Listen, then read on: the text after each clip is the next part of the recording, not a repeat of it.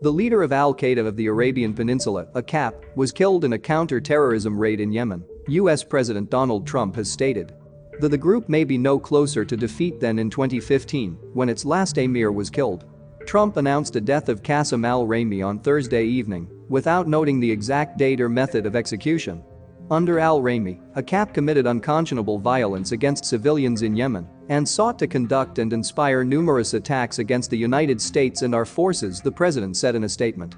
His death further degrades AQAP and the global Al-Qaeda movement, and it brings us closer to eliminating the threats these groups pose to our national security.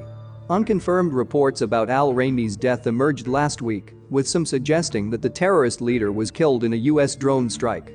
His terrorist group claimed responsibility for the lethal shooting at a naval base in Pensacola, Florida last year, when a Saudi cadet being trained at the facility shot and killed 3 American sailors.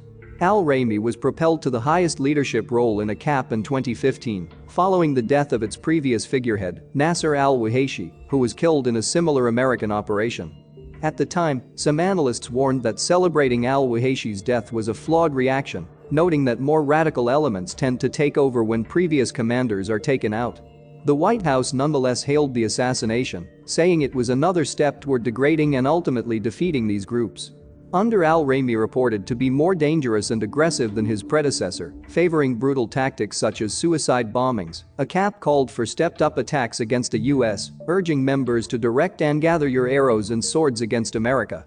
A founding member of AQAP, al-Raymi reportedly joined the broader al-Qaeda network in the 1990s and worked closely with leaders Osama bin Laden and Ayman al-Zawahiri, at times in Afghanistan. He has been tied to a number of deadly attacks, including a 2007 suicide bombing that killed 8 Spanish tourists in Yemen.